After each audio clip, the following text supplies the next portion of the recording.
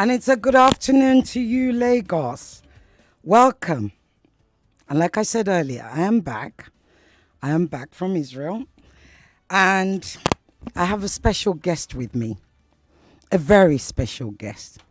He's the former Minister of Aviation in Nigeria. And he's one of the voices, that, whether you like it or not, you listen to him. Now, you don't always agree with him, but you certainly cannot ignore him. It is my pleasure to have with me today on Borderlines, as we keep getting the best guests in Nigeria, Chief Femi Fani-Kayode. Good afternoon, Chief. How are you? Can you hear me? Hello? Okay. We seem to be having issues.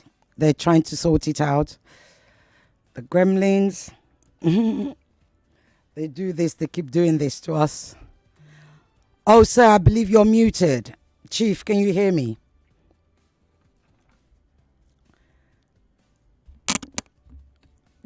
Can you hear me?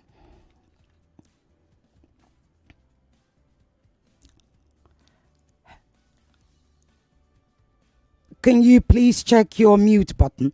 It shows that you're muted. I can see it here.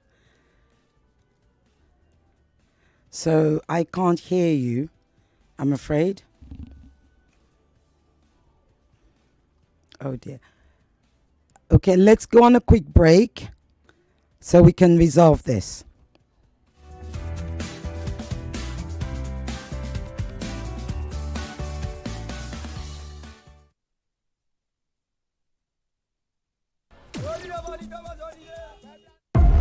Here on Info, they call us on time.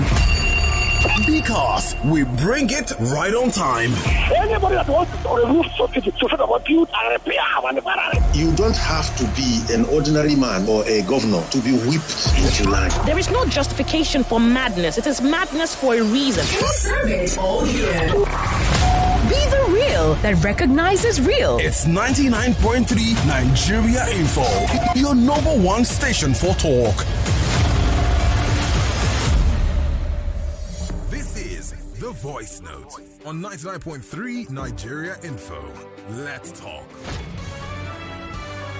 If you marry the wrong guy or the wrong girl, everything can be derailed one way or the other.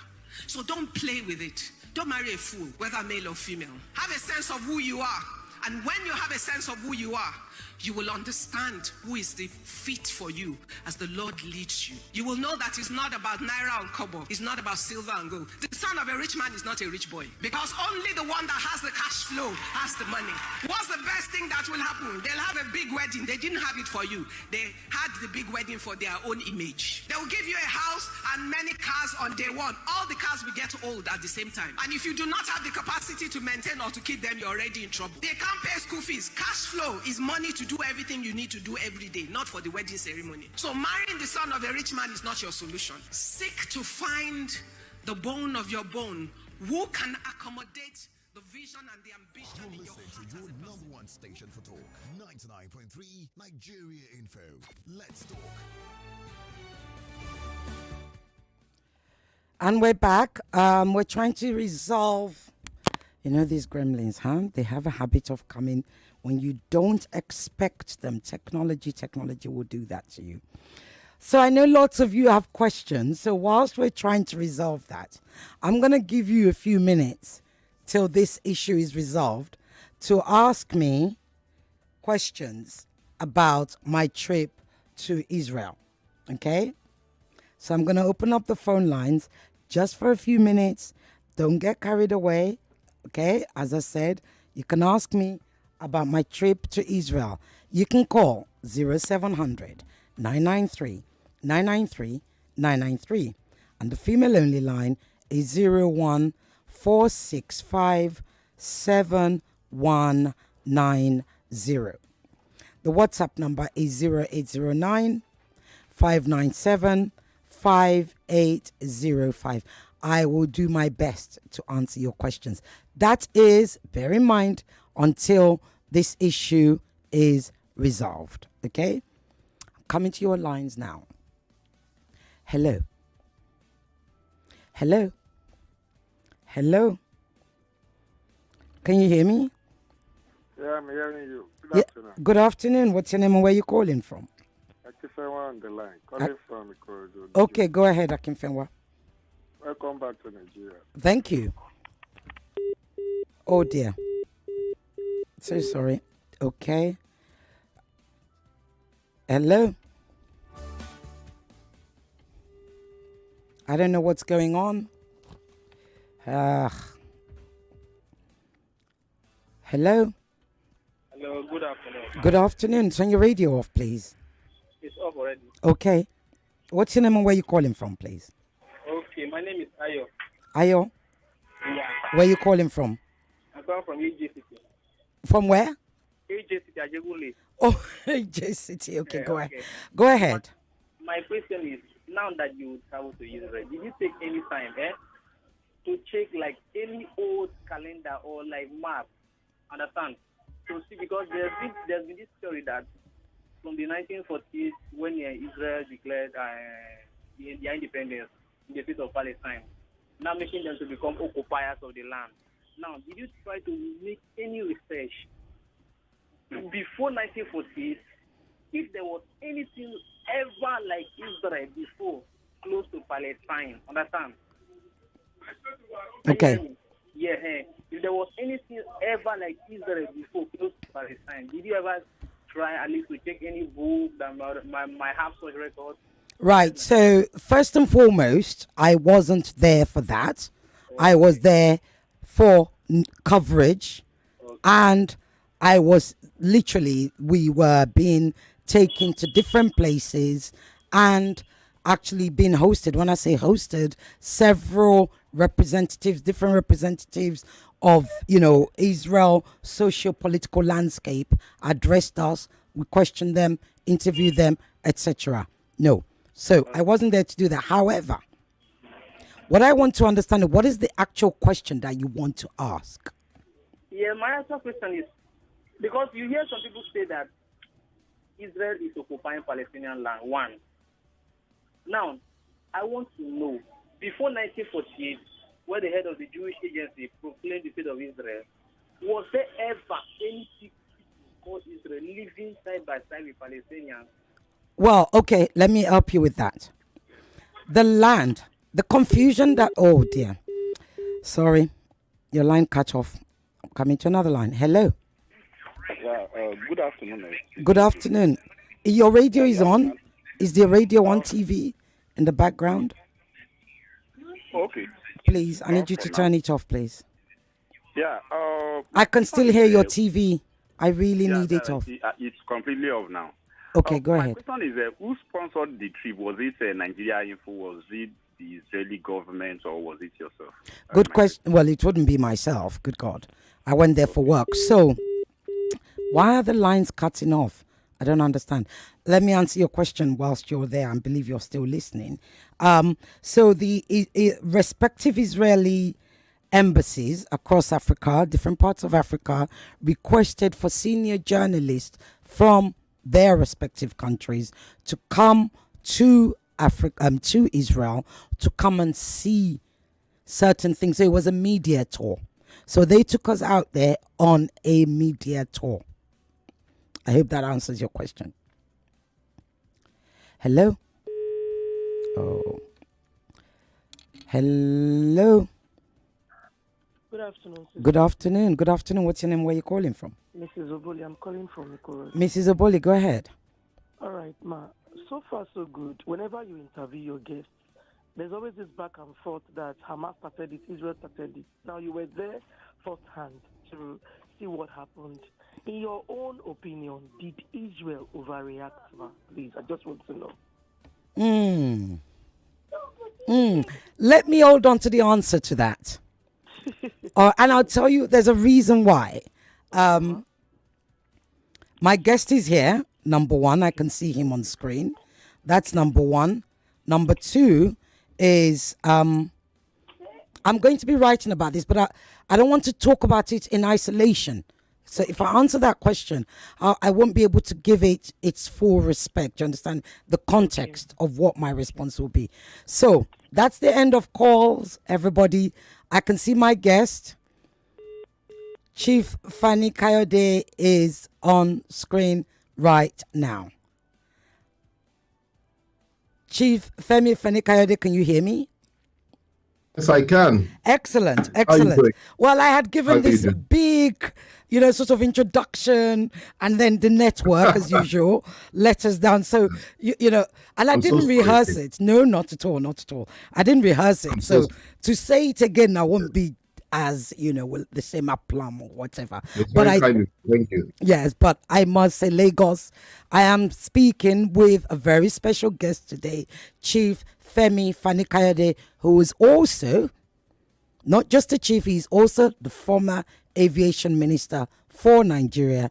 And like I said earlier, when he wasn't around, a man whose articles and whose voice you certainly want to listen to, even if you may not agree with him. And this is the thing, okay? He's blunt, and that's what we like to do on Borderlines. Because today we're going to be dealing with some very, very, very, very deep subjects. Anyway, can we get started? Certainly. Thank you very much. And thanks for having me. My pleasure. You're doing a great job on your show. Thank you so much. My pleasure. Thank you. Thank you for the compliment. So, on October 7th, I read your post on Instagram. On October 7th, you were very much bombastic and clearly lambasted. Not just the actions, not just the brutality, but actually Hamas. And as you said consistently, you were always on the side of Israel. Israel, Israel, Israel. Then we roll on a few weeks later and you write your first article on the 5th of November where you actually address Israel directly. I'm going to read out excerpts of that, but I want you to tell us how you went from what changed from the 7th to the 5th, or sorry, yeah, the 5th of November. Well, thank you very much. And once again, I'm sorry that the show started a little bit late. I hope we'll be able to do this vast subject the justice that it deserves. It's something that's very dear to my heart, and I think you're doing a wonderful job. Thank you. I've always believed that a true friend speaks truth to those that they love and those that they care for. And that truth may cause your friend or whoever it is to chart the right and proper course once they have been advised by those that they know and from the records over the years has always been their friend, their supporter, and indeed their defender. We've all been brought up in many ways. Those of us that definitely lived, were educated abroad, for example, in the West, to support Israel. And of course, I am a Christian. I'm not just a Christian, a Pentecostal Christian, an evangelical Christian. And we are taught, as you probably know, from birth about the importance of Israel and the vital role that it will play in the end time and how important Israel is to God. So I've always believed that. I've also attended Bible seminary. So you know how I must feel about Israel. And that is why when Israel was attacked in a brutal fashion on October the 7th, the whole world, whether Christian, Muslim, whatever you are, everybody rose up and condemned this heinous action by Hamas, which is a group that I've always condemned, as I've condemned Islamist groups all over the world, including in Nigeria, including other parts of the world. I think it's condemnable. I've never been a supporter of Hamas. I think Hamas is an evil organization, and certainly Hamas is not a friend to humanity. That is my view, and that has always been my view. So when what happened on October the 7th happened, it didn't come as a surprise to many of us because that's the nature of these people. I'm talking about Hamas. But it happened, and it was barbaric. We'd never seen anything like it, and every right-thinking person in the world surely would condemn such barbarity. Now, one barbarity does not justify another. You asked me why I had to tell the ones I love, the ones I've always believed in and defended the truth. A few weeks later, what we saw unfolding was this, and we were all angry when October 7th took place. We all said all sorts of things. Little did we know that Israel and those that are in charge of Israel didn't just say these things, they actually meant them, and they were going to effect them. And what happened over the next few weeks? We witnessed it on television, live, as they say, where thousands of children, thousands of women, thousands of buildings, thousands of infrastructures, not of Hamas, because babies are not members of Hamas. Women, in the majority, are not members of Hamas. Innocent individuals, including health workers, including World Health Organization workers, including school teachers, including hospital workers, ambulances targeted, hospitals targeted, slaughtered by Israeli bombs. This is what we witnessed day in, day out. And it became very clear that this was not just a question of fighting Hamas or eliminating Hamas, which I think most people are in agreement with. This was an opportunity that presented itself to the extremists in Israel and the extremists amongst the Zionist state and the Jewish right-wing fringe to totally eliminate those people that live in the Gaza Strip and essentially to wipe out the Palestinian race. And that's exactly what I'm seeing here. Now, when I started my series against what was going on in Gaza, a lot of people were surprised, understandably. But as time went by, with what we were seeing on television, every key person that I know, including those that loved Israel at one point or the other, has condemned this. And if you look at what's happening with Western governments at the beginning, they were in total support of Israel. And of course, I'm talking about America, the UK, and a number of others. First to break ranks was France. Then eventually, thankfully, a few days ago, the British also condemned what was going on, or rather said it was too much killing, thankfully. The Germans said the same things. Even Biden's America, said the same thing, that the killing is just too much. We have never seen anything like this, literally in the history of the world, where you can watch the slaughter of women and children wholesale, free of charge, on television from your bedroom, and we're expected to clap for them. Now, to back that up, some of the statements that the Israeli leaders have been making only confirms the fact or the suggestion that they want to eliminate an entire people. This is nothing but genocide. It is nothing but ethnic cleansing. It is nothing but barbarity in its worst form. And I would never support that as a human being, as a Christian, and as somebody that knows that God will not allow the killing of innocent people simply because you feel enraged. And that's why I changed. And since that time, I consider it to be as a matter of duty to speak up against what I consider to be evil in this matter. And everything about it is evil. It's not just about what they're doing. It's about what their intentions are. It's about the history of the whole conflict, because I did a lot of research. I went back to the drawing board, and I realized that, okay, why did Hamas behave like this? October, and I'm not justifying that behavior, but October the 7th took place. You can't take it in isolation. These are a people that have been occupied for so many years, for 75 years. They were removed from their land. They were occupied. They were tormented. They were killed. They were slaughtered. They were defeated. People that have no state of their own, women and children, no country of their own. And the whole world literally turned their back on them. Yes, of course, people tried their best. But Israel always had the best of it all. At every point in time, they were the underdogs. And now we're expected to believe that they don't matter. It's okay for us to sit down and watch a whole race being eliminated, being driven into the sea or the desert, or being, as one of the ministers in Israel said, the minister for heritage in Israel said, they should just nuke the whole place, drop a nuclear bomb on Gaza and kill every single Palestinian. This is a civilized world. We want peace, we want decency, we want justice. And if we want peace, if we want justice, then we must give justice to the Palestinian people. And we have constantly called upon Israel to cease fire and stop this nonsense. They did it for 4 days. They continued after that. And now they're even killing their own citizens who are hostages in the hands of Hamas. They're also bombing cemeteries. They're bombing everything in sight. And this is unacceptable. And every right thinking person ought to speak out against it. There are several paragraphs that you write that I really want to read out, and I don't know if I'm going to be able to, but I'm going to try. You wrote, please do. And I like the way you spaced them out. It's almost like a verse. You wrote, blessing and loving Israel does not involve encouraging them to wipe out a whole race. Blessing and loving Israel does not involve supporting them to kill every Palestinian in the Gaza Strip in the name of eliminating Hamas. Blessing and loving Israel means encouraging them to fight their enemies and defend themselves in a dignified and civilized way by abiding by the laws of war armed conflict by honoring the rules of engagement and by working within the structures and framework of international law whilst in the field of battle. You continued, blessing and loving Israel does not mean we should support them to target and kill every Muslim and Christian man, woman, and child in Gaza. Blessing and loving Israel does not mean we should sit by silently and watch them turn into monsters that the German Nazis who murdered 6 million of their people in the gas chambers during World War II. Blessing and loving Israel does not mean supporting its every action even when it is wrong.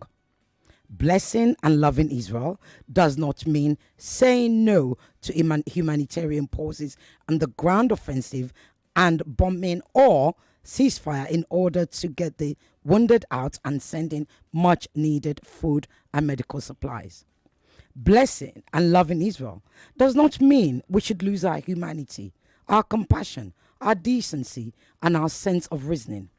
Blessing and loving Israel does not mean supporting the Israeli Knesset, who have said the 2.5 million Palestinians who live in Gaza should either be killed or relocated to 100 different countries at the rate of 25,000 Palestinians per country.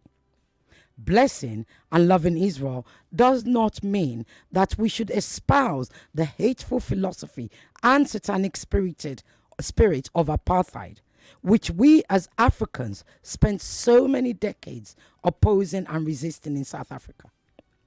Blessing and loving Israel means admonishing them to be accommodating, flexible, kind, calm, compassionate, restrained, rational, reasonable, level-headed, and loving, even where and when they have been badly hurt and gravely wounded, as they were on the 7th of October. Blessing and loving Israel means encouraging them to fight their enemies and defend themselves in a dignified and civilized way by abiding with the laws of war, armed conflict, by honoring the rules of engagement, and by working within the structures and framework of international law whilst in the field of battle. You end the blessings with blessing and loving Israel means encouraging the Jews and giving them hope and support in their time of need, reminding them to have faith in God and admonishing them to be righteous in all their ways. I found those verses very, very, very powerful because here's the thing. There's a conflation between Israel, the Judaism, the religion, Jewish, the people, and Zionists or Zionism. And I'd like you, because you clearly do love Israel, you clearly do want to speak truth to power, not just want to, you do. I can imagine Netanyahu sitting in front of you right now. As I said to somebody when I was in Israel, if Golda Meir was alive, she would have thrown a chicken soup over his head and said, what the heck are you doing? You know, so and that's what I hear from you. So talk to us about that conflation where you can love Israel but resent what Israel is doing. Okay, thank you very much, and thanks for quoting from my article. I think it was titled "The Butchery in Gaza," which That's I wrote right. a few weeks back. Yes, and I really appreciate that. I spoke from the heart, and I'm also interested in what you just said about me sitting, if I were in front of Netanyahu. And you're absolutely right about Golda Meir. She was a wonderful lady. She had compassion, and she certainly would have told off people like Benjamin Netanyahu and put them in their place. Interestingly, I've written a letter, which I'll quote from later, an open letter to the president of Israel. I think I finished it 2 days ago, and it'll be out sometime next week for the public, and I'll publish it. But going to your question now, it's a very good question, an interesting question. See, what's happening here is this.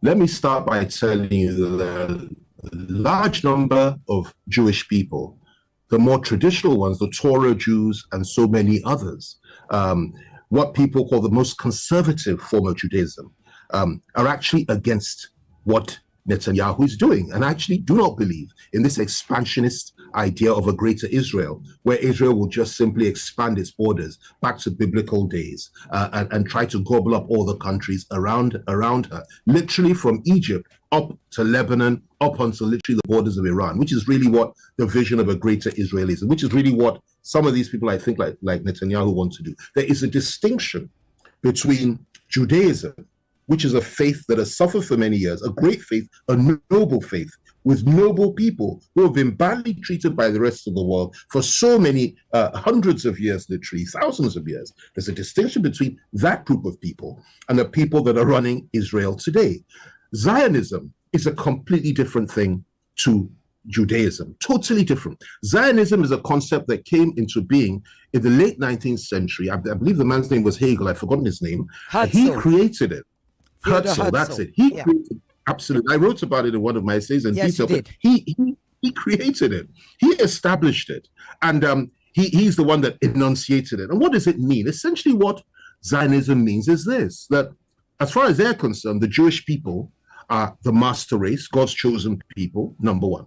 Number two, they're entitled to have not just what they have today as Israel, but literally all the countries around it, to establish what was once the kingdom of Israel under King David, under all the great kings of Israel, and even more than that. Okay, they also believe that they must use politics to enhance the philosophy and the belief of apartheid, the system of apartheid. That is to say, every single non-Jew, every single non-Israeli, every single person that is an Arab, that is a black person, that is not part of them, is not really fit to be treated in a humane and decent manner, and actually are somehow subhuman. Now you will say to me, well, these people essentially are from that place. Well, listen, let me put this to you, that 2,000 years ago they were there. The Jews were there. There's no doubt about that.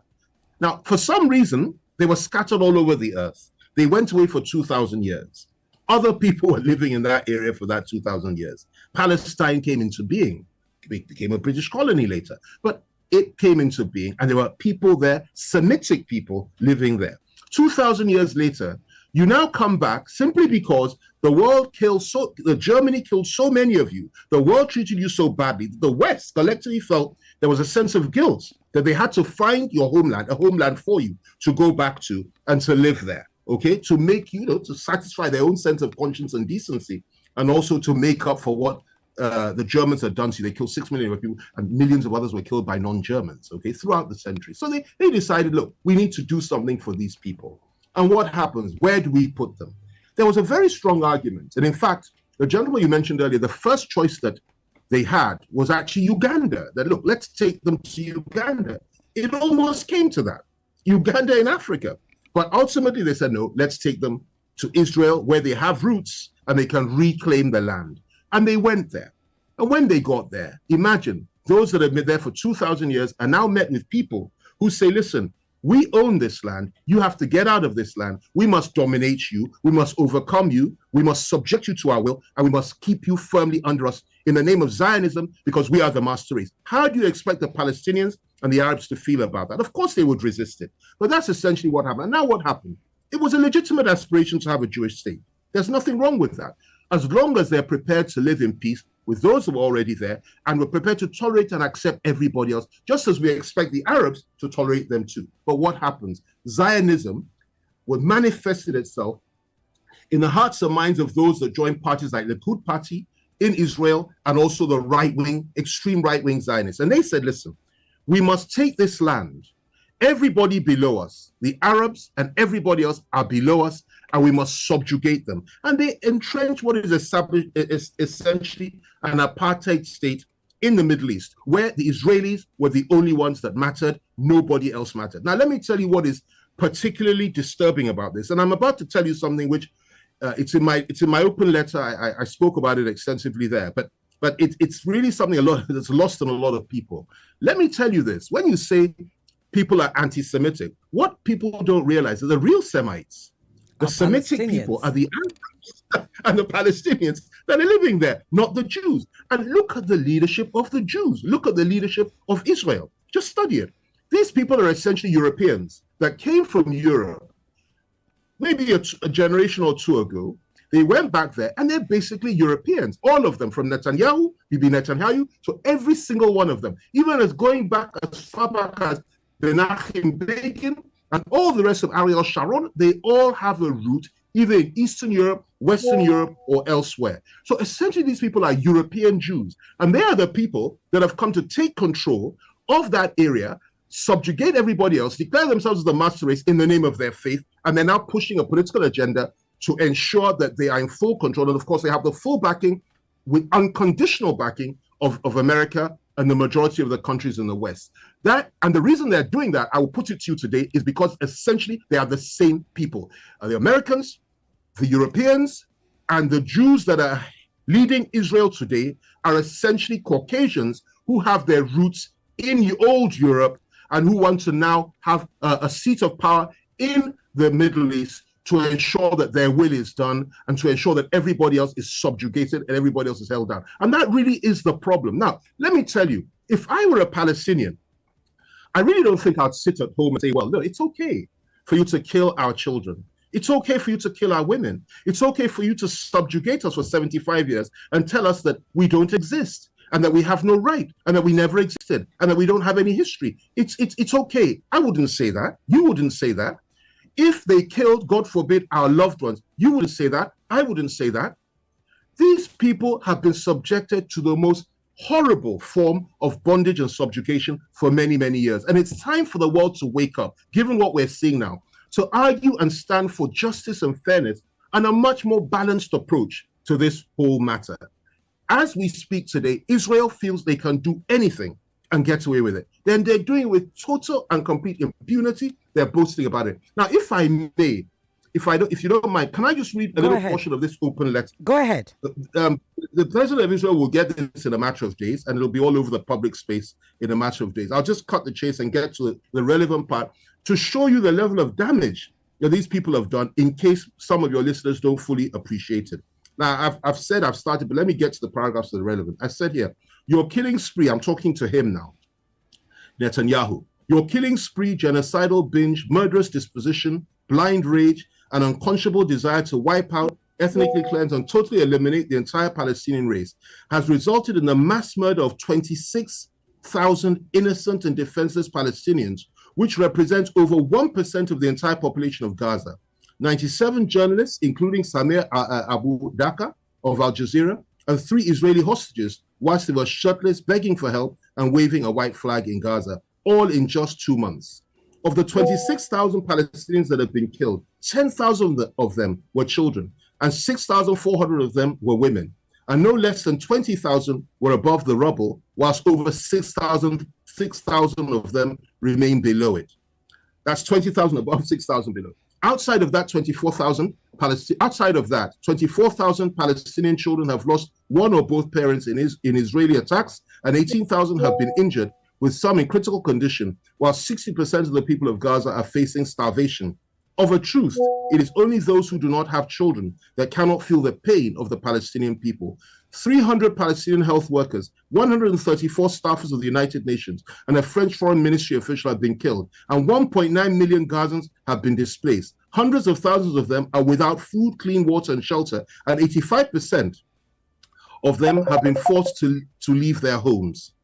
I'm going on. Worse still, 288 Palestinians have been killed in the neighboring occupied bank, whilst 4,570 have been detained. Oh my God. Whilst 4,750 have been detained. Am I still with you? Yes, I can hear you. Whilst 4,570 have been detained there since October the 7th.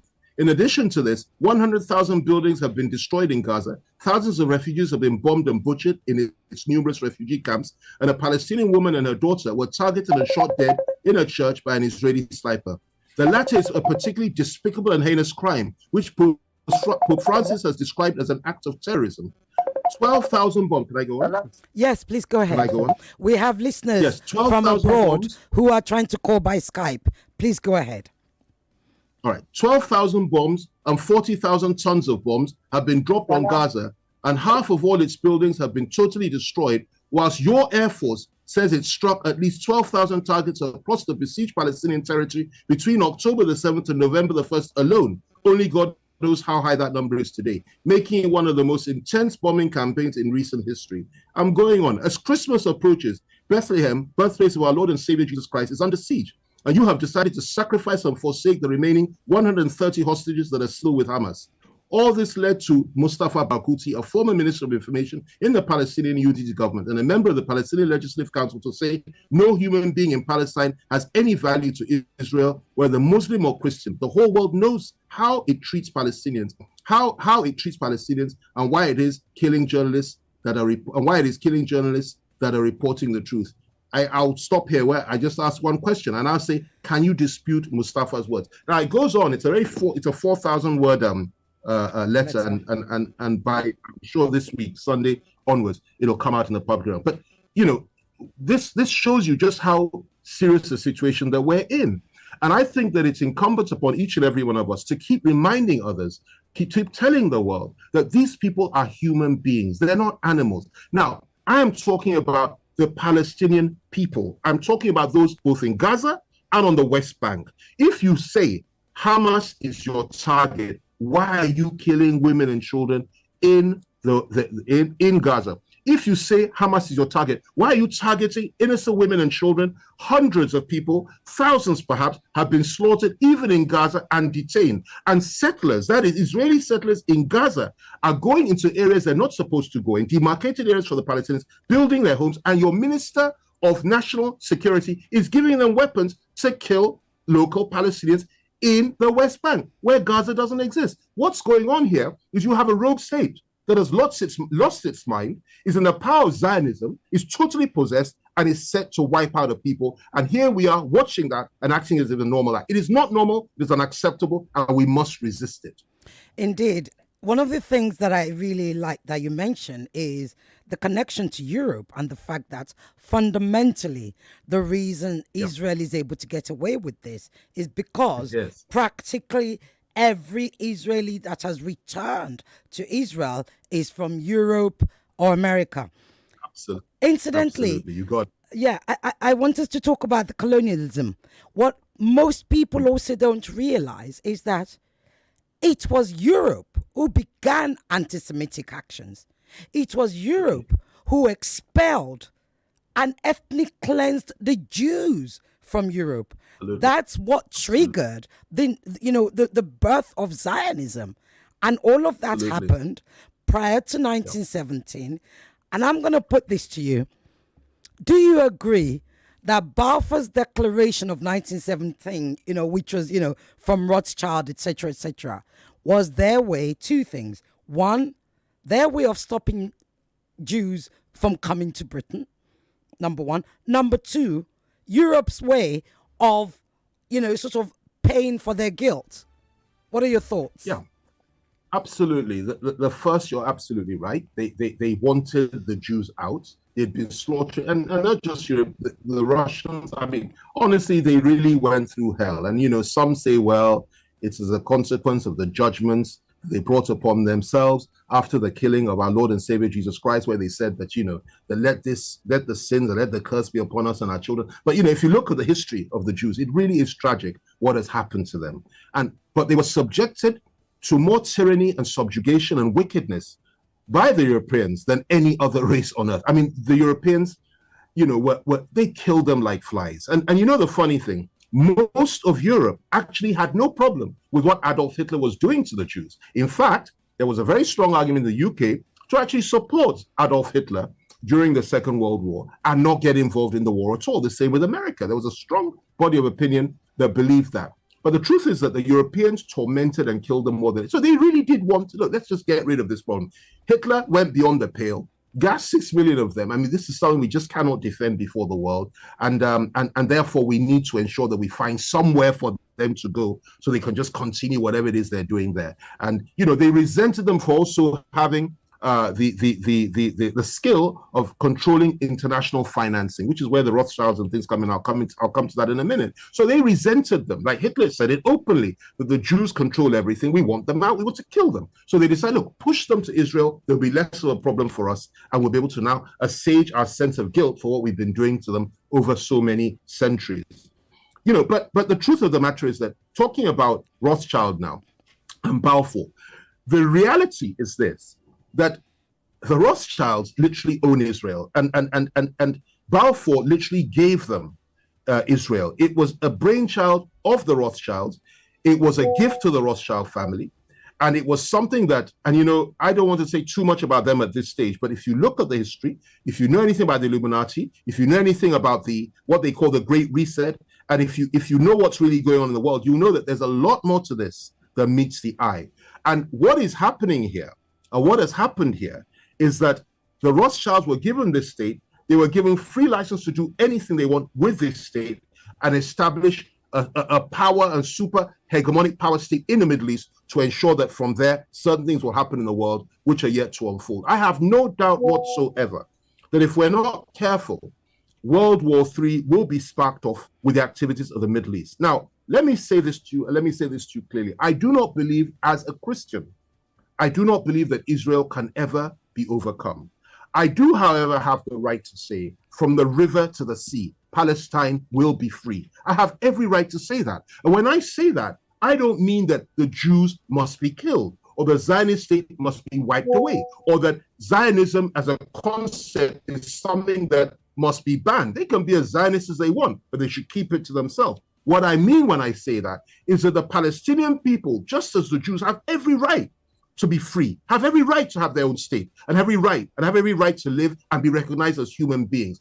The Jews, the Israeli state, Netanyahu, and the right-wingers have now literally ruled out the possibility of a two-state solution. Now, if you say there will not be a two-state solution, what you're saying is essentially what Hamas is also saying, that the Palestinians have no right to a nation of their own. They are not going to live in peaceful coexistence with them. And they are, as far as they're concerned, they will wipe them out if they insist on doing so. That's no different to what Hamas is saying when they say Israel does not have a right to exist. So we have a real mess on our hands, but it's a well-constructed mess, which the West knows all about, and which is contrived, and there's a purpose to it. And that purpose is to take us to the edge of a major conflict in the world. And sadly, I see that unfolding now. If this madness continues, and if it doesn't stop, like I argued in one of my earlier essays, what's going to happen next? It's very obvious. The Muslim world will not sit by and allow this to continue for much longer.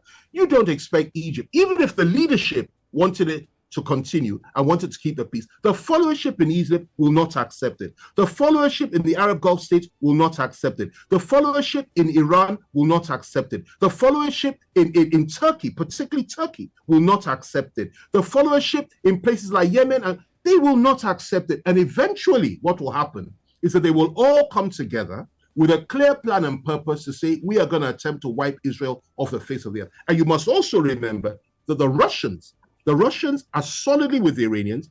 New alliances will be formed. Turkey is has the second largest army in NATO, and it's an exceptionally powerful army. And apart from that, Turkey doesn't have nuclear weapons. Israel does. But they have made a pledge.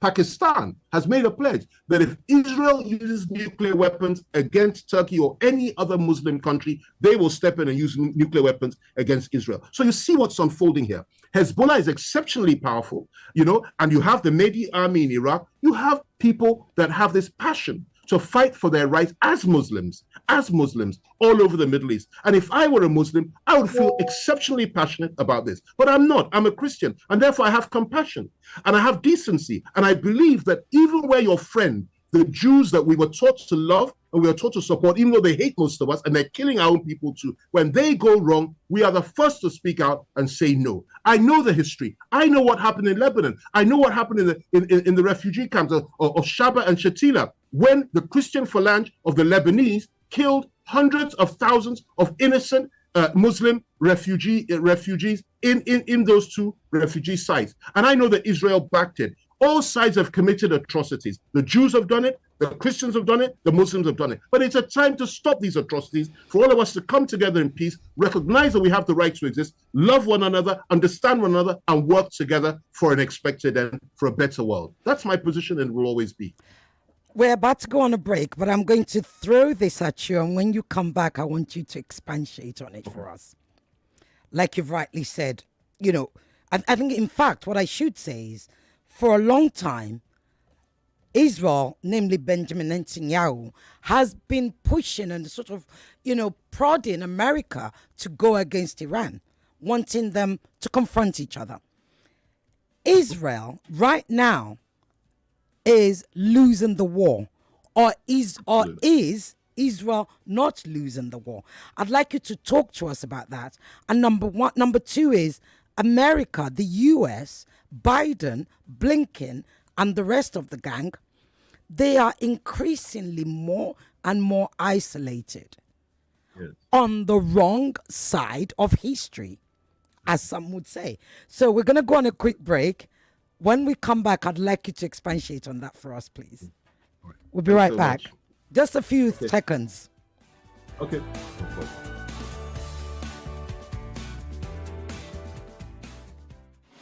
The number one talk station of Lagos is closer to you than ever. Join the conversation online or on the go. Be part of the Info family on our user-friendly mobile app and website for a better and improved listening experience. Download the app from Google Play Store and App Store. With super efficient and clean audio quality. Log on to nigeriainfo.fm. Watch us live on YouTube and Facebook. Follow us on Twitter at NigeriaInfoFM. And Instagram at NigeriaInfoFM Lagos. 99.3 Nigeria Info. Let's talk.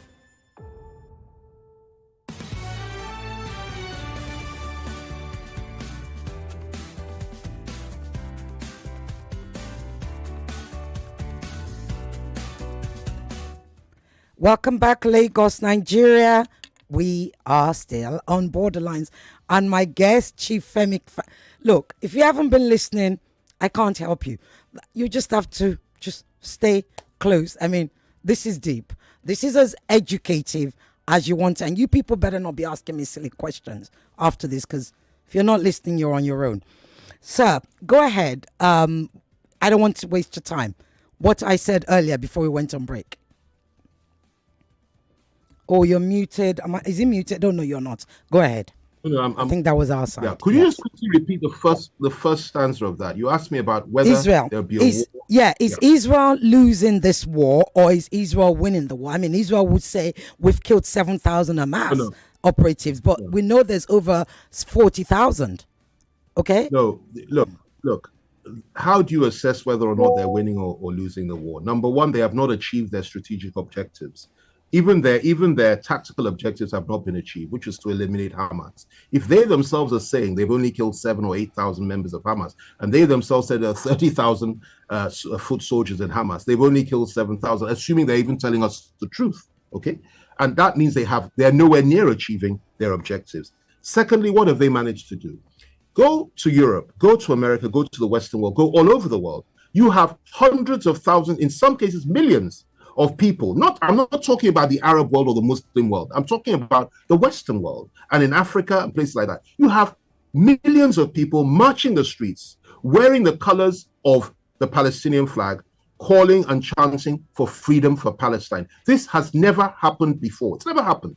And what's happening now is that the people in these countries, that is the ordinary people that have a very keen sense of justice, are saying enough is enough with this barbarity and have changed sides and are supporting the cause of Palestinian liberation, something that they would never have done 10, 20, 30 years ago. Unheard of at that time. It's a new generation.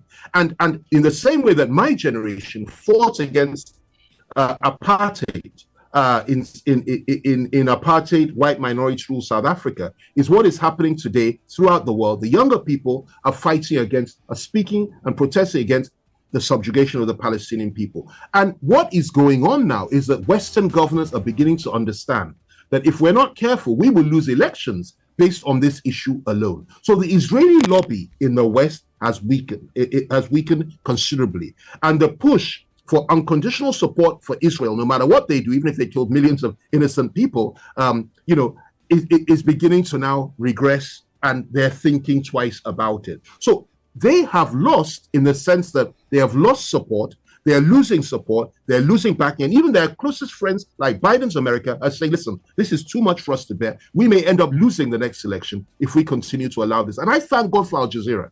I thank God for people like yourself. I thank God for so many mediums throughout the world that are telling us the truth, speaking about this with an open mind. I mean, even Piers Morgan, for goodness sake, despite the fact that he was so rabidly pro-Israel, has now begun to retrace his steps to say, listen, this is a bit much. It shouldn't be allowed to go on. So to that extent, they have lost the war. Not only that, when your partner or your backer, which is America, starts telling you things like, listen, you're going too far publicly, and telling you things like that, the American Minister of Defense said that you may have won the tactical war, but you will end up losing the strategic one if you continue this way. They are already sending signals to them. And I'll tell you why else they lost the war. And we need to, what I'm about to tell you now, it's my instinct. I'm just saying this, and I believe it to be true. How do you think, for goodness sake, Hamas managed to penetrate what the Israelis and Jews call the Iron Dome? Could it have been by their own technology and knowledge? I doubt it very much. I suspect strongly that one of the world's 2 or 3 superpowers, I won't mention which country that I believe it was, gave them the technology to avoid that. Now, what does that tell you? That tells you that the Palestinian people are no longer alone. We know that Iran is with them. We know that Russia is with them. We know that Turkey is with them. We know that China has encouraged them to stand firm. We know, and these are the world's emerging powers. We know that Brazil is with them. We know that South Africa is with them. We know that these countries are with them. Now, when you're talking about winning or losing, it's no longer a case that it's a unipolar world where the Americans tell everybody to go and jump in a lagoon, and you have to jump in a lagoon. There is a new axis now, an unwinding one, a beautiful one in my view, that has made the world a much more serious place, where the Americans can't just, through their allies or through their acolytes, kick everybody around. And these guys are firmly on the side of Palestinian liberation. I'm not saying they're on the side of Hamas, but certainly they believe in freedom for the Palestinian people. Okay. So the Israelis have failed to appreciate just how serious the situation they're in. They're in a no-win situation. They've killed too many people. There's too much blood in their hands. People have condemned them, and until they stop and effect a ceasefire and withdraw and stop killing innocent civilians, they will lose the war more and more each day until it comes to an end. And most importantly, they have engendered a situation where foreign powers are now gathering and speaking and saying, listen,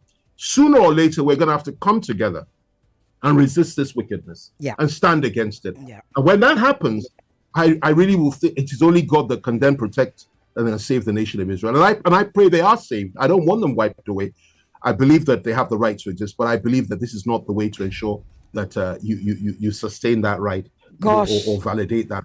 How I wished we had more time. Oh gosh, this is so unfair. You had a second part to that question. If I could quickly touch on that. Yes, but I also want your thoughts on the sort of, if I could call it, and I'm trying to think of a nice word, but this is what keeps coming to me, the seeming impotence of African countries, right, with regards to this genocide.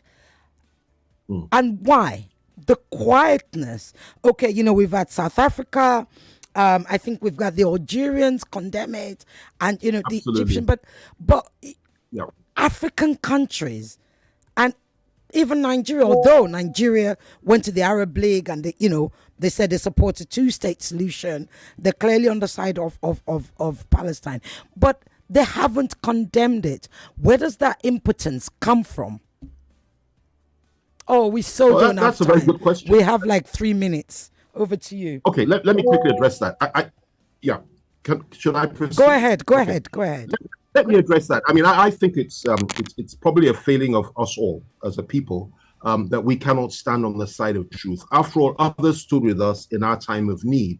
And I think it's a tragedy of monumental proportions that our country, for example, did not condemn, number one, the killing of Jews on October the 7th. They didn't say a word. They just said there should be restraint on both sides. And they did not condemn what I consider to be genocide. In fact, the world considers to be genocide in Gaza today.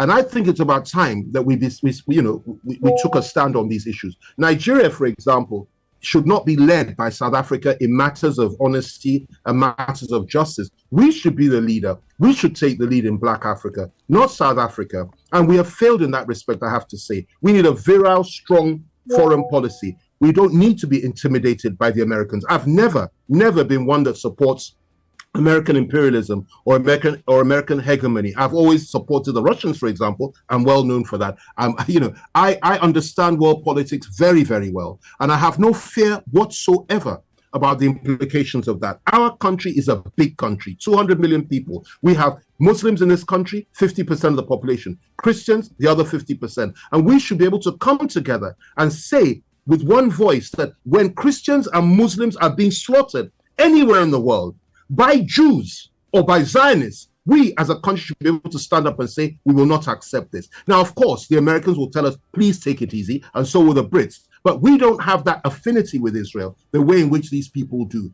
We don't have that history with Israel. We are independent thinkers, we are highly educated people, and we ought to do more and ought to do better. Most African countries do not have the wherewithal, the strength, or the courage of the Nigerian. But we have it. And therefore, when we don't express it in foreign policy, there is absolutely no excuse for it. And I've done all I can. I've spoken to a number of people within this administration, an administration that I support and I help to put in power. And I'm very proud of this Bola Tinubu administration. We are working day and night to encourage our president and our government to do the right thing and stand on the right side of history and ensure that we stand up against those that are committing genocide, ethnic cleansing, and mass murder. And by God's grace, we will do that and play our role in international affairs and the world stage on this issue. Chief Femi Fani-Kayode, I'm going to try and pronounce this now. The Sadaukin Shinkafi. Sadaukin Shinkafi. Yes. Of where? So the Sadaukin Shinkafi is of where? Shinkafi is a beautiful ancient town in Zamfara State, which is part of the Sokoto Caliphate. Yeah. Okay, and the former Minister of Aviation and former Minister of Culture, Tourism in Nigeria. I still have to have you back. Good God, we could have spoken for a whole hour. Absolutely. And it's still, 2 hours. It still wouldn't be long enough. So thank you so very much. Thank you. Thank you for giving up your time, for sharing your knowledge, for sharing your thoughts with us. All the best, sir. My pleasure. You're most welcome, and thanks for having me. Look forward to the letter on Sunday. I will. An open letter to be. And then you'll come back to talk about it. Sure, definitely. Thanks, Thank you, all the sir. best. Merry Christmas. Bye-bye. Thank you.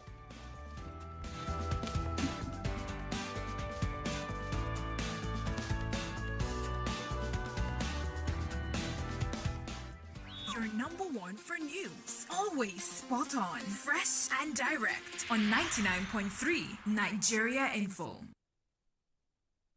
The headline news on 99.3.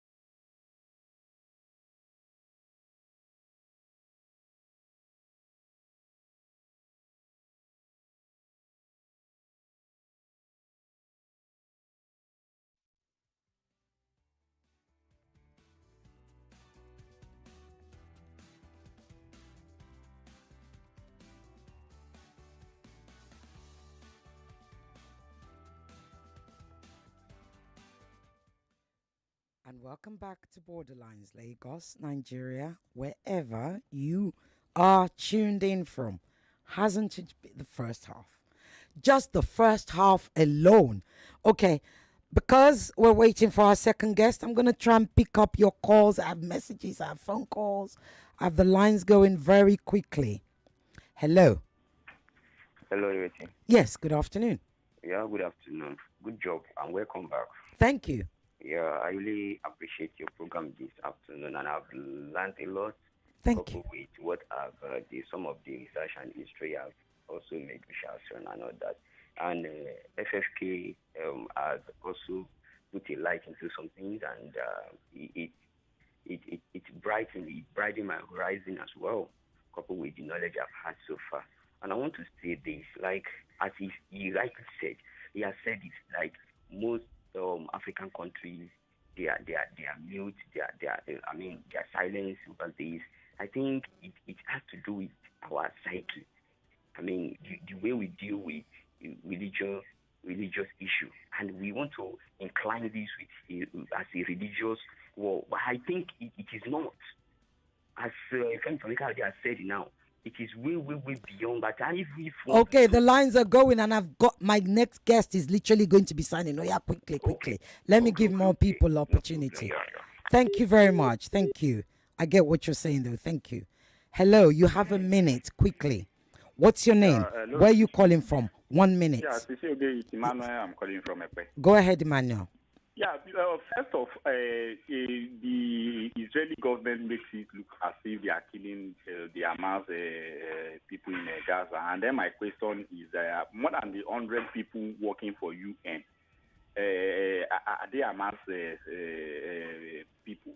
That is my first question. And then the second question, again, it is dicey. People have made us believe that this God of Christian and God of Muslim, it seems to be the God of peace. I'm sorry for anybody feeling emotional about my comments, because when you trace these two religions, it has almost caused more harm than good. Is it, if we are going to interrogate it, because they say we should throw away our gods, the Oguns, the Shangos, the Shokonos of this world. This kind of conflict, I need you to close. Please. I don't know if I should accept it that this God seems to be a God of peace, because thousands and millions of I people get the idea. So, thank you so much. Thank you. Right. Hello. Hello. Good afternoon. Very quickly, you have a minute. Yeah. What is your name, please? My name is Ken. I'm calling from Abuja. Go ahead, Ken. You have a minute. Yeah. Thank you so much, FFK. I don't know. For the analysis that he gave, I think it's just one-sided. There's more to this. I don't know, because the analysis, the information I've been hearing about Gaza, when you ask them, like the PM, Benjamin Netanyahu, he will say that they are after the Hamas, not the civilians. And that is what the U.S. president told them, not to harm the civilians. Well, at the same time, what I'll be following up anyway, but I never see where the civilian, but down our part, I think. Let me explain to you. If you are not aware that 20,000, and I repeat, 20,000, and by now it's over 20,000. Innocent civilians, ordinary civilians, have died in Gaza, including an extra 300 plus at the West Bank, all of whom are Palestinians. Since this war began, then I'm sorry you haven't been following. And I don't know what other side you want FFK to talk about, but he made it very clear. We can't have a discussion. I had to answer you. I had to correct that fallacy, because fallacies I will correct. Opinions is yours, but falsehoods I can't allow to go on.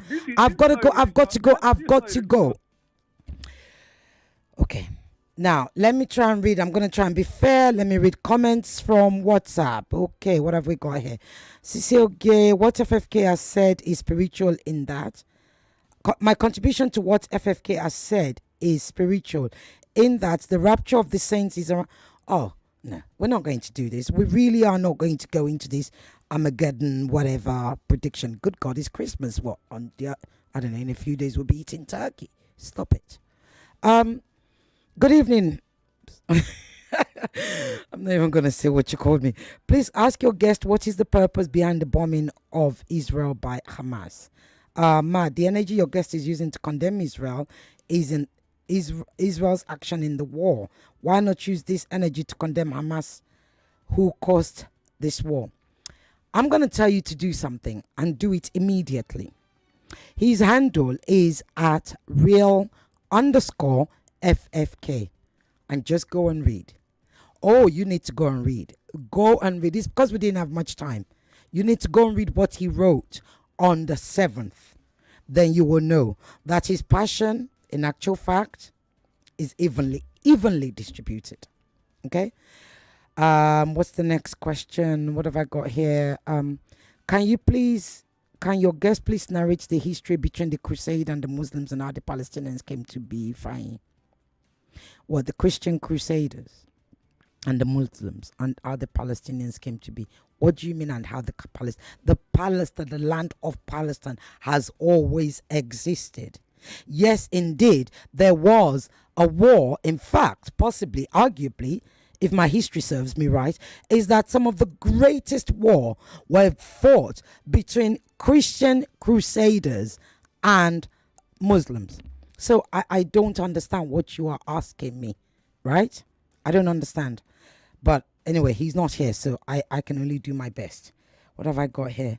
Ireti, did I hear that Nigeria has 50% of Muslims and 50% of Christians? What a blunder. I'm a strong member of tradition. African religion. That's Mpag. Oh, God, did I pronounce? Gampap. How do I pronounce that? Taraba Prince. Ngapap. Ngakap. Taraba Prince from Lagos. Do you know what? I'm with you. I'm literally with you. But we can't talk about that now. Like I said, I've got a guest coming and I want to try and get as many questions of your comments and questions. There are no innocent civilians there. After the carnage of October 7th, the same innocent civilians were spitting on the raped victims. As far as I'm concerned, there are no innocent civilians there. Meanwhile, the Hamas is hiding in the middle of the civilians, releasing missiles from civilian enclaves. It's interesting that you make such a comment and you don't write your name. What is your name? I can't see your name. Pardon? Okay. My next guest is here, so end of conversation, peeps. Are you there, sir? Hello? Hello? Hello? Are you there, sir? Okay, you're connecting to audio. I'm not sure if your screen needs wiping. Hello? Yes, good afternoon, sir. Or good evening, rather. Well, I can hear you. I can hear you. Can you hear me? Can you hear me? I can hear you. Can you hear me?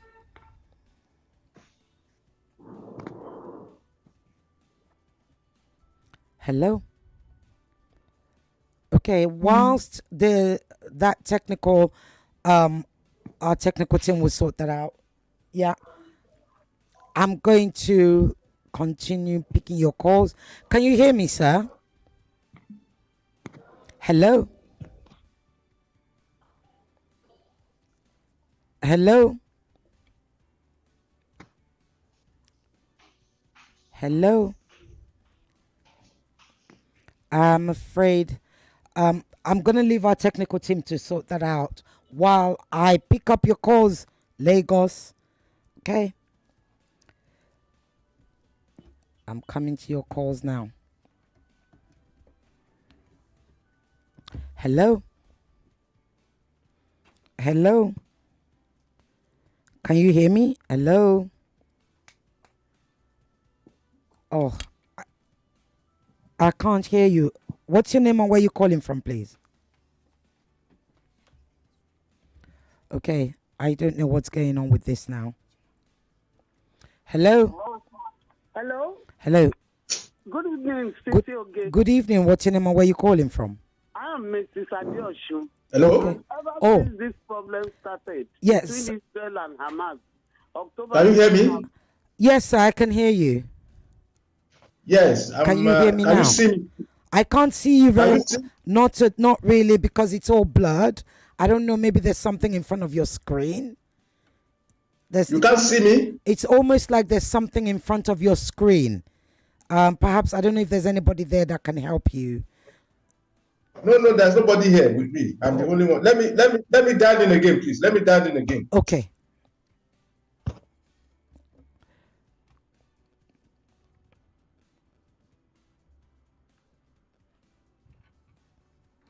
Right.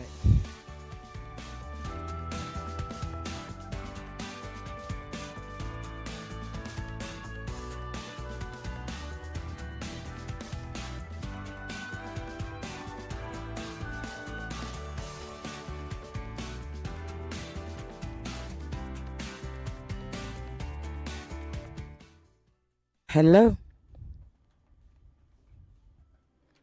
I can't hear you, sir. I'm not quite sure.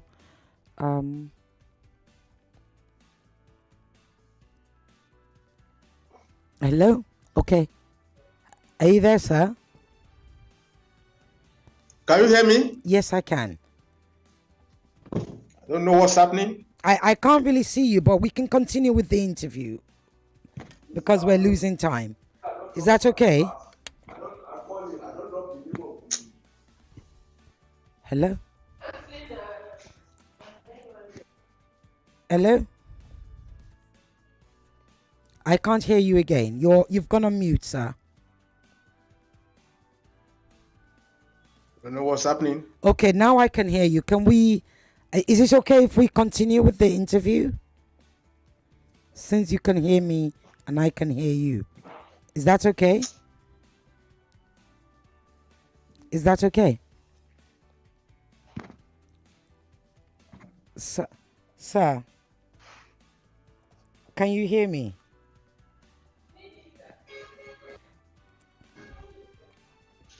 Hello? Yes, sir, I can hear you. Can we continue with the interview, please? Is that all right? Hello? Yes, I can hear you. Can we continue with the interview?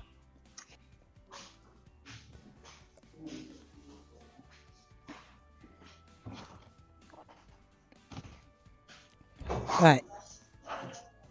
We are having some serious technical issues there. I'm going to come back to your calls, Lagos, Nigeria, wherever you are dialing in from. Hello? Hello? Pardon? Can you speak up a little bit, please? Yeah, this is Kadri. Kadri. Kadri. Yes, go ahead, Kadri. Yeah, I don't know. I've listened to FFK analysis, and I don't think it's not balanced at all. What do you mean by balance? Okay, this is what I mean. How can the so-called, let me use the word Hamas? It's not so-called. They are called Hamas. It's not so-called. They are called Hamas. Very well, very well. Hiding with the civilians, in school, in hospital. How do you know they are? How do you know that? How do you know that? I'll be following up. Right. Okay. I have been following up. Where did they build that tunnel? Okay. So this is just the analysis is just fine. We know that what is at least we advise them to cease fire very well, but the analysis have to be balanced. Okay. You have to be balanced. Would you like me to respond? It's not even a religion. It's not a religion issue at all because we have more Christians even in Palestine than in Jerusalem. We have Muslim in Jerusalem also. Okay. Can I respond? Can I respond? I'm with you. Right. Okay. Firstly, what if I told you, in fact, Ehud Barak, former Israeli Prime Minister, actually confirmed that Israel constructed those tunnels in Gaza before Hamas. That's number one. You can go and check it and Google it. Is it But permit me to finish. I asked you if you would like me to respond. Right? That's number one. Number two, what was the other question you asked? Oh, you said Hamas is hiding between people. Let me ask you a question. Civilians? Yeah, let me ask. Yeah, And among they're civilians. Muslims from those places. Among civilians, yes. So let me ask you. Let me do that. Let me respond to that with another question to you. If armed robbers, we live in Nigeria, we live in Lagos, or whatever, and sometimes we get, when people are robbing, they run into somebody's house or they run into the market. Would you bomb all of the markets? No. I need you to answer that. Would you bomb all of the markets? You understand my submission? I get. And that is why I am saying to you. Grand operation. Actually, okay. So let me talk to you about that grand operation. When the grand operation was about to start, are we back? Has it been resolved? Right. Okay. I will come back to you. I need to check whether we've resolved the technical issue. Otherwise, we'll get into a discussion. Hello, sir. Can you hear me? I can hear you. Excellent. Great. Now we can continue with the interview. Is that okay? That's fine. Excellent. Thank you. Firstly, thank you so much for joining us. Lagos, my guest is former head of mission, Nigeria's head of mission to Ireland, Ambassador Olusola Iginla. Welcome. Thank you. It's such a shame that we've lost quite a bit of time. On the 7th of October, when Hamas attacked Israel, can you tell me the first thoughts that came to your mind immediately? The first thoughts that came to my mind? Yes, please. Well, I thought that attack was kind of surprising. You know, it was surprising, and then it was also a deadly attack because it killed thousands of Israelis. Yeah. So those were the thoughts that came to my mind. Okay. Let's now go back to the history of Palestine and Israel. What can you tell us about that with regards to what happened on the 7th of October? Well, the problem has been there since a very long time ago. It actually started with the Balfour Declaration of November 2nd, 1917, when the British, without any mandate, decided to parcel out Palestinian land to Jewish settlers who are returning from Europe. That was the remote cause of the conflict between the two countries, because the Palestinians were not happy that their land was being given out to settlers from abroad. That was the crux, the start of the problem. So when you said the Palestinians were not happy, what do you believe was the cause of their unhappiness? Yeah, because their land, as I said earlier, their land was being shared to people, from outside. That is the Jews from outside. During the Second World War, there was this Holocaust when a lot of Jews were killed. And as a result, the British wanted a homeland for them so that they can come and settle down on a land instead of being in the diaspora. You understand what I'm saying? Yeah. And that was what happened. And definitely, the Palestinians were not happy that their land was being shared out to people from outside. Indeed. One of the things that I wanted you to talk to us about is what led to that Balfour Declaration of 1917, including the mandate for Palestine, which the Brits had in prior to 1917. The British didn't have any mandate prior to 1917, but they had a mandate in 1947. 1947, I beg your pardon. Yes. Yes, they had the mandate in 1947. That was when the United Nations voted to recognize the state of Israel. Okay? Yeah. I'm listening. Go ahead, sir. Yeah. Yeah, that was in 1947 when the United Nations voted to recognize the state of Israel. And then the next year, that is 1948, Israel declared its independence. Israel became a country. That was in 1948. Israel became a country, and they settled down. They settled down in Palestine. That was this what the United Nations wanted two-state policy. Can you hear me? Yes, I can, sir. The United Nations wanted the two-state policy, one state for the Jews and another state for the Arabs, including the Palestinians. The Israelis accepted the two-state policy, but the Palestinians did not. So not long after that, the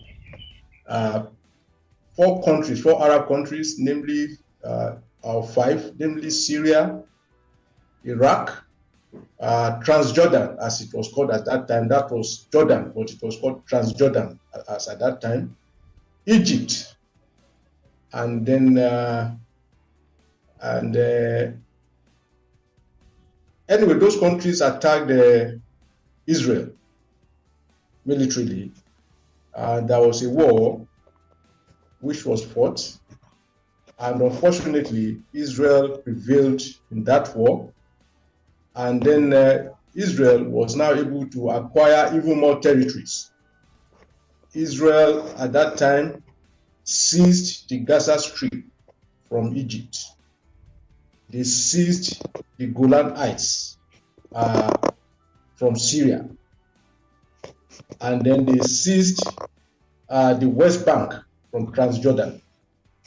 You understand? So that war even now enabled, like I said, Israel to capture more territories, namely the Gaza Strip, Golan Heights, and the West Bank.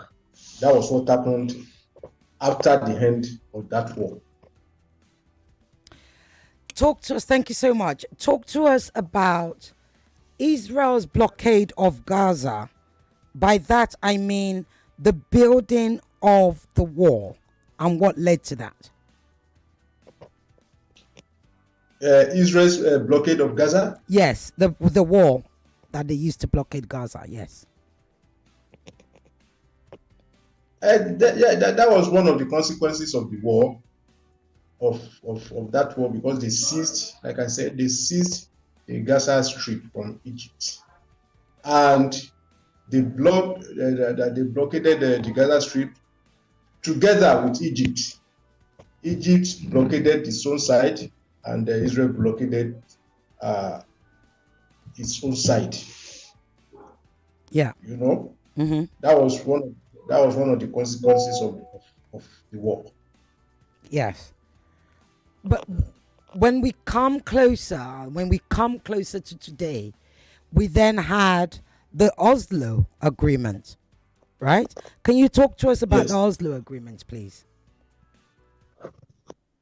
The Oslo Agreement. The Oslo Accord. Yes. The Oslo Accord, I have not read much about that, but I think it had to do with its two-state policy. Do you think Yes, a two-state policy would work today? Well, in fact, that is something that all countries of the world should work towards after the end of this unfortunate conflict between Israel and Hamas, because definitely the Israel cannot be wished away. Israel is already established as a country, well established as a country. When you say wished away, what do you mean, sir? What I mean is that Israel cannot be now. Israel cannot. What I meant was that Israel cannot now be made to leave the territories it is occupying now. That's what I mean. Okay, Israel will but continue is to that part of the two-state solution? I didn't think it was. The two-state solution was the recognition of both Palestine and Israel as a standalone entity side by side. Isn't that what the two-state solution is? Or be different concessions. Yes, that's what it means. That's what I mean by saying that the two states are supposed to exist side by side together. You understand what I'm trying to say? But to me, it's like the Palestinians are not ready to abide with that. But that is what can cause a permanent solution to this age-long conflict. This conflict has been on for a very, very long time. And when you say, sorry, sir, I need to ask because our listeners, when you said the Palestinians are not ready, what do you mean? I need you to kind of expatiate on that for us, please. Yeah, because that is what has been causing the problem all this while. That is what has been causing the problem all this while. In 1917, the Palestinians did not agree to that British what can I call that British? The partition. So let's talk about that partition. Let's talk about that partition. Yeah. The partition. They didn't agree with the Balfour. Yeah. The Balfour Declaration. Okay. And the conflict continued until the state of Israel was established in 1948.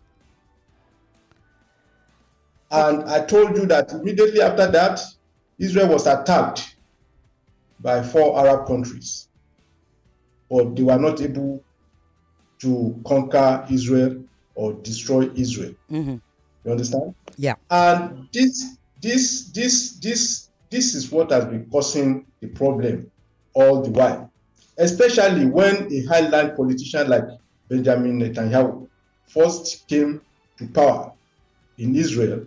He encouraged the establishment of more Israeli settlements near the Gaza Strip, and that angered the Palestinians. So you had Israeli settlements, which they call kibbutzes, on the Gaza Strip. You understand? Yes, because Netanyahu, as a hardline politician, wanted the expansion of Israel more into Palestinian territory.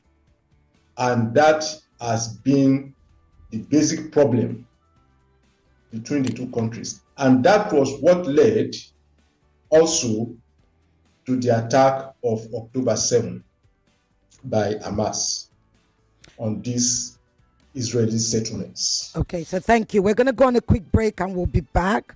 Lagos, you can call on 0700 993 993 993. The female only line is 01465 7190. Please send me a WhatsApp on 0809 597 5805. After the break, I will talk to Ambassador Olusola Iginla. We'll finish our conversation and then I'm going to come to you, Lagos. Hold on, sir. We'll be right back after this quick break. Okay, thank you.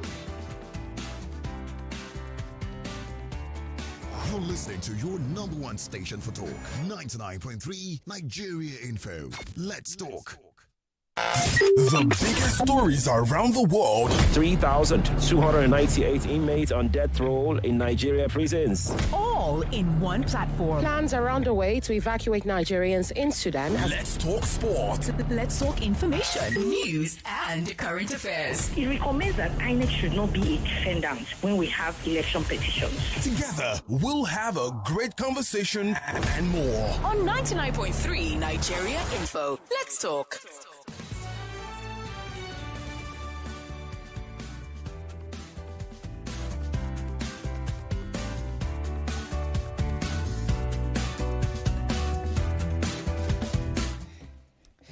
Welcome back, Lagos to Borderlines. I am still with my guest, Ambassador Olusola Iginla. He is, or he was actually, the former head of mission for Nigeria in Ireland. Ambassador, as we were saying, so let's talk about today. When you hear the discussions that's going on at the United Nations, the call for a ceasefire, the call for a humanitarian pause, the call for a permanent ceasefire, what are your thoughts on that? Well, there should be such calls because of the tragic situation that is going on in the Gaza Strip. There should be such calls for a permanent truce so that we can, recently there was a truce that allowed hostages to be freed, both from Hamas and from Israel. There was freedom for hostages because of the ceasefire. But the ceasefire has ended and the attacks have resumed with deadly consequences for the Palestinians because hospitals have been attacked. There was the case of this girl that I saw on CNN News.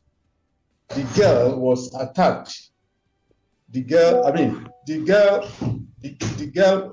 house of the girl was burnt by the Israelis, and that led to hospitalization and also led to the amputation of her legs.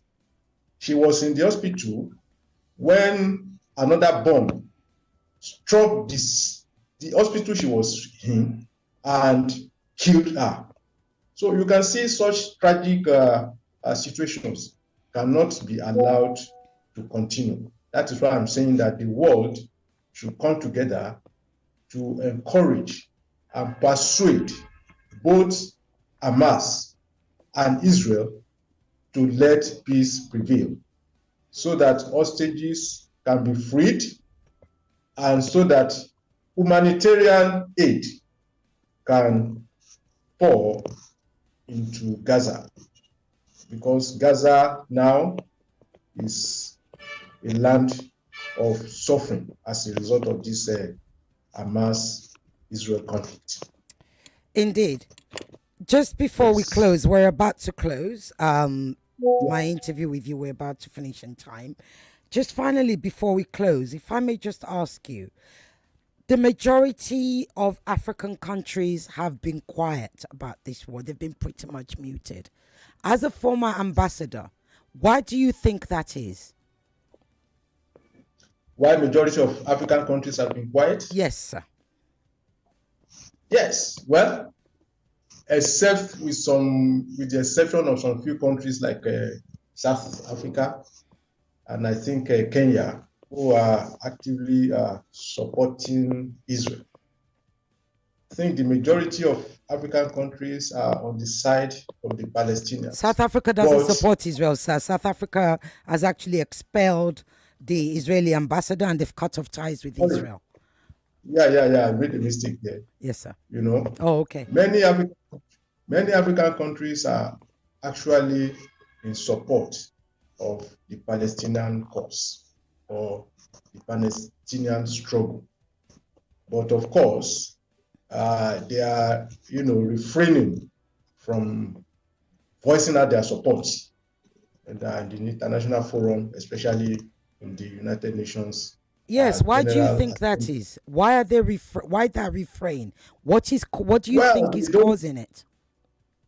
Well, they don't want to.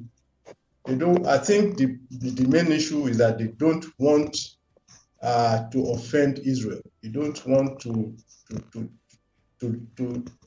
for Israel to see.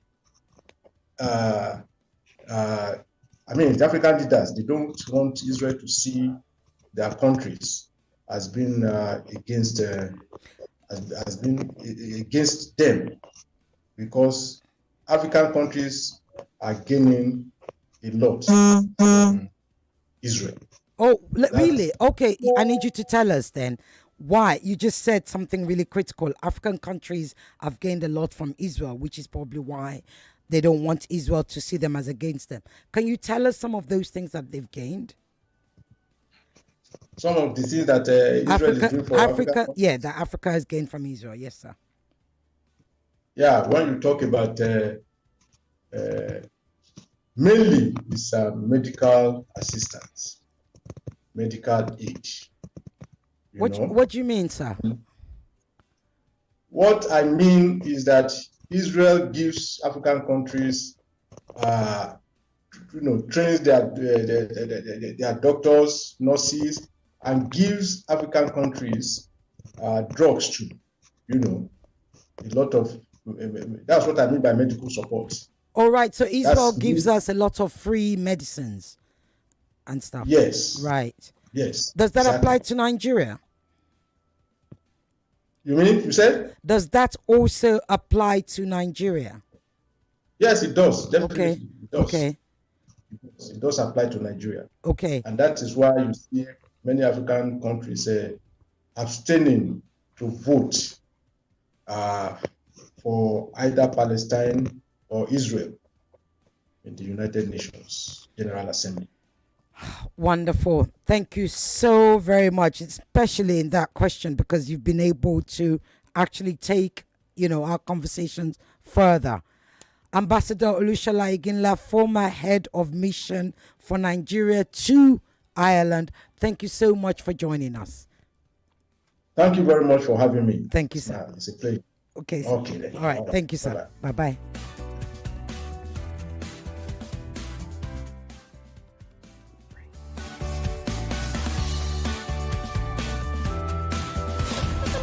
Top station of Lagos is closer to you than ever. Join the conversation online or on the go. Be part of the Info family on our user-friendly mobile app and website for a better and improved listening experience. Download the app from Google Play Store and App Store. With super efficient and clean audio quality. Log on to nigeriainfo.fm. Watch us live on YouTube and Facebook. Follow us on Twitter at NigeriaInfoFM. And Instagram at NigeriaInfoFM Lagos. 99.3 Nigeria Info. Let's talk.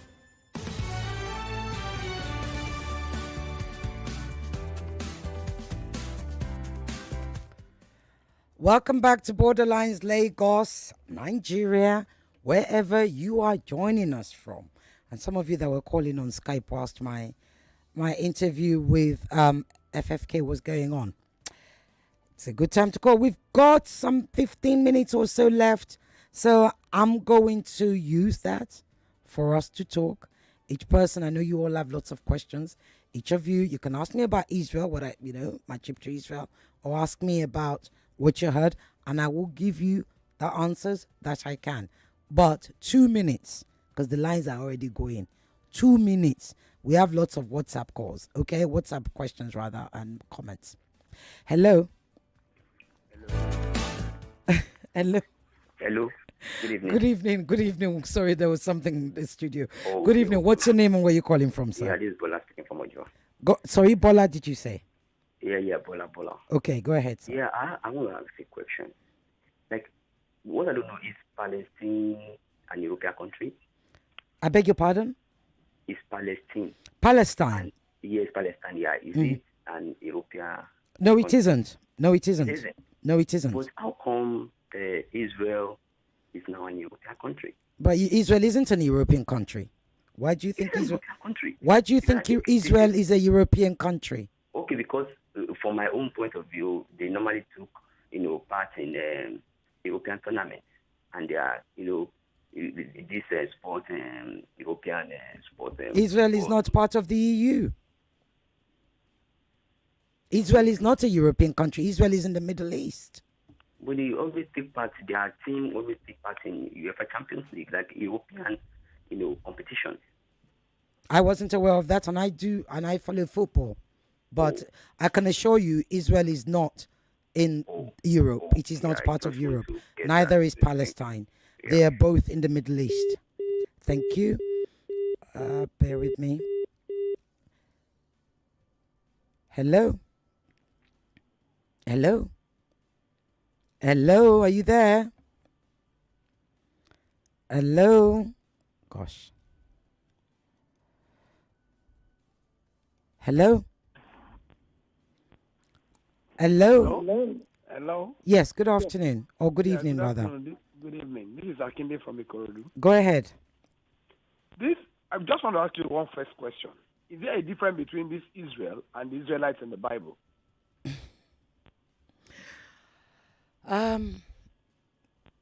That's always a very difficult one. Okay. So because why I ask that question is, okay, when I keep hearing Palestinian land, that's why I went back to that question. Even the Quran, which we follow, and the Bible, which we follow, has it that Israel holds that land. Like we all agree, there was something that happened, they were taken away and things like that. Now, when they decided to come back through the British or whatever happened in 1917 or whatever they say, and they agreed to create two states just to bring peace, why? I keep asking myself, why would the Palestinians reject it? Why would the Palestinians reject the two states when during the League of Nations? Yes, when it was decided. Even in their own Quran, that most of them are holding. What do you mean in their own Quran? Okay, so let's get away from this narrative. Let me help. Okay, no, I'm even saying what in the Quran, we know that the land of Israel existed. Right. Where do they want Israel to be? That is my question. Where do they want Israel to be? Okay. Where would you want Israel to exist in? Right. Okay. So, would you like me to respond? Yeah. Okay. First and foremost, there is a land. There's I think there's a map from the 1700s called Palestine. Okay. In that same land, there were Jews. Okay. Now, those of you who are of the biblical, I am secular. I don't do. The Quran, permit me to finish. Will you permit me to finish? Okay. I do not do the Quran or the Bible. I am with my listener who I can't remember his name, that said, he's more for our indigenous religion. In fact, that is me, God. Okay, so I'm not on anybody's side where the religion is concerned. So I don't do religion. What I do is history. Okay, and yes, I went to the Church of England. I went to a Church of England school. Yes, my family were Muslim, but I don't do religion. So we've got to put that aside before you all start getting excited. That is because her name is Bakare-Yusuf. Has nothing to do with religion. Now let me say something to you. I had Ilan Pape on here. And Ilan Pape is an Israeli historian. Do you understand what I mean? He is an Israeli historian. And somebody asked Ilan Pape, in Nigeria, we'll be calling him Professor Ilan Pape. But he's a very simple man. He doesn't like all those things. When Ilan Pape was here and somebody asked him that same question, oh dear. I'll finish what I was saying. His response was, if somebody comes to knock on your door, to knock on the door of your house and say, hello, mate, 2,000, 3,000 years ago, yeah, my peeps used to live at your house, so I need you to get out. What would you say? Yeah. But that doesn't mean, and if you heard FFK, he did say He referred to the Bible. He said, I don't go to the Bible because it's not something that connects with me. But FFK did explain, just as I did, that there were Jews living in the land of Palestine. In the Bible, you had Israel. You had the story of the Israelites, and they offended God according to the Bible, for those who do the Bible. And they were sent all over. But I do history. And that's the best I can do, I'm afraid. If you don't like it, sorry. Hello. Hello. Hello. Oh dear. Hello. Hello. Hey, good evening. Good evening. What's it? Bakare-Yusuf. How are you, ma'am? You're too funny. What's your name and where you calling from? Pardon? Is this what? I said, what is your name and where you calling from, please? You have Titi Lokwe here, calling you from Ikeja. Okay, Titi Lokwe. Go ahead, ask me your question. Number one, let me tell you about Oslo Accord. Oslo Accord was brokered in 1993 by the world, and it was announced by the then American President Bill Clinton. That was where he said, Israel aside, Palestinian aside, shalom, salam, and peace. You understand? So the whole idea is about two-state solution. That is, Israel should be a sovereign nation, while Palestinian on the other hand should be a sovereign nation. But there are some extreme group from Israel. Example is Benjamin Netanyahu. They believe Palestinians should not exist at all. And those are the conditionalities that is making the two-state solution difficult. But in the same 1994, the problem became more cumbersome by the American Congress passing a law then that Tel Aviv should not even be the capital of Israel, but Jerusalem. And that was what Donald Trump did before he left, about in 2017. He took away the capital from... I need you to wrap up. The lines are going. Hello, can you hear me? Yes, I can hear you. I need you to wrap up. The lines are going. Okay. So I can give other people a chance.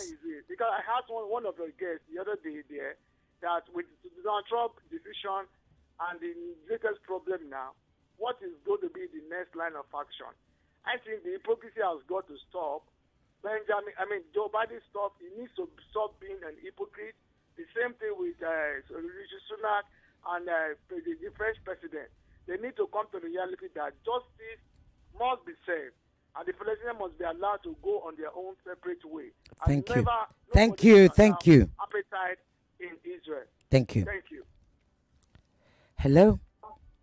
Hello, this is Oge. I'm calling from Festa. Go ahead. What's your name, please? Chief Fani-Kayode was really spot on. What's your name, please? What is your name? Oh. I am Mrs. Adeosun calling you from Festa. Go ahead, Mrs. Adeosun. Yes.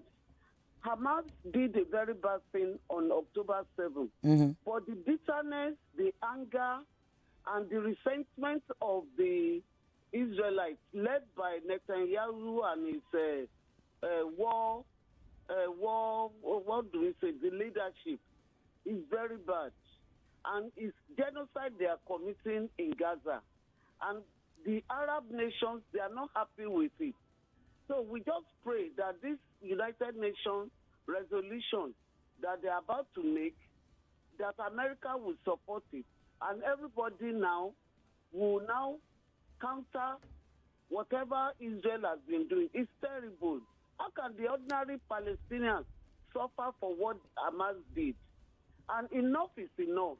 Okay. Thank you very much. Thank you, I ma. want others to speak. Thank you. Hello. Oh, good evening. Good evening. What's your name? Where are you calling from? This is Emmanuel calling from Okoko. Okay, Emmanuel, go ahead. 2 minutes, very quickly. Okay. I just want to correct a statement by one of your guests. Your line is not very clear at all. Can you hear me now? Yes, better. Okay, one of your guests took a ago, I don't know, maybe from South Africa, was like advocating for the writing of the Bible, which I It was advocating for what? It's really low. for the Bible to be rewritten, the Bible to be rewritten to be which. No, I don't believe I had any guest that was advocating for the Bible to be rewritten. He said, I remember when he mentioned that when some people were like questioning. I'm afraid no. I don't believe so. You probably heard wrong. Hello. Hello, good evening. Good evening. What's your name? Where are you calling from? This is Rita calling you from Lakwe. Your name is? Rita. Rita, go ahead. Yes. Oh. You guys, I'm going to have to cut this to 1 minute because the lines are live and we don't have much time left, literally. Hello? Yeah, good evening once again. Good evening, sir. What's your name? Where are you calling from? Yeah, we have Emmanuel again. I'm from Ekpe. Okay, Emmanuel, go ahead. 1 minute. You see, I think we Africans should learn to be liberal. This issue is not about religion. These are humans. The Palestinians are human beings. The Israelis are human beings. So I think we should completely knock off this emotion of religion and what have you. So we should look at this thing from the angle of humanity. Thank you and good evening. Thank you very much. Hello? Hello? Hello. Yes, good evening. Hello, Ireti. Yes, sir. Good evening. Good evening, everyone. My name is John, calling from Ikeja. Go ahead, John. You have a minute. Go. Okay. My own concern is that you've been inviting, the last time you invited the ambassador, the Palestinian ambassador, you're bringing everyone who's speaking for Palestine, but you've not invited the Israeli ambassador. That is not true. That is not true. That is absolutely false. Michael Freeman was my guest on this show. And incidentally, you need to go on Nigeria Info YouTube, Borderlands. You will see my interview with him. Okay. Thank you. But not on this radio, not on this. On this particular show, yes. Okay, but let me quickly make this. So no, first of all, you have to accept that the first statement you made was false. Well, my point is that I've not. Then you say you missed it. It's not. I haven't. I accept that I missed. Thank you. Go ahead. Okay. And the other point is that there are certain questions that people are not asking. Okay. Number one is when the Palestine says Palestine shall be free from West Bank to the sea. No, not West Bank to the sea, from the river. No, where? West Bank. Sorry, from the river to the sea. Please help me. I've just said from the river to the sea. Okay, from the river to the sea. Thank you very much. Okay, from the river to the sea. What does that mean? Is anybody making meaning? Reading meaning to that. When people they are trained to hate the Jew, have you seen the Okay, I need you to wrap up. I don't have time. And you. What I'm trying to say, in other words, is that you cannot go to a man's house, kill his children, rape his wife, and you expect the person to react. For me, this is war. And war, there is something they call, there are lives are bound to be lost. 20,000 lives during war. That's why that is why 153 nations. No. 153 nations, sir. Somebody called earlier, Emmanuel. You cannot go around, killing other people and expect them not to retaliate. Permit me to say something, sir. You see, falsehoods. Right, if I may just say something, I think it was Emmanuel that called a few minutes ago that said it is about humanity. Yes, in war, permit me. Yes, in war you have collateral damage, but I will tell you for a fact, no other war, not even America's 20 years in Afghanistan, has led to so many killings of innocent civilians. So, so you're saying 20,000 innocent civilians. You are saying 20,000 innocent civilians should be killed because of Hamas. No, but that is exactly what you're saying. I've got 1 minute left. I have to give somebody else an opportunity. Sorry, I have less than a minute left. Thank you. Hello, you have 30 seconds, please. Go. Please, I just want, my name is Maxwell. I'm calling from Abuja. Go. We literally have 30 seconds. I want to ask, Hamas broke into Israel while they were observing their tabernacle. No. And they slaughtered. Oh, you mean on Shabbat? Yes. Took some, and the United Nations said, release these people. And Israel quickly surrendered their own. Where are the ones Hamas? Israel surrendered who? No, I think we're run out of time. 9 seconds. I'm so sorry. I can't even correct that. But people, you've got to remember, you see, I don't even know. My girl Yvonne is here. I'm glad to be back. Borderlines will be even greater next week, I promise you.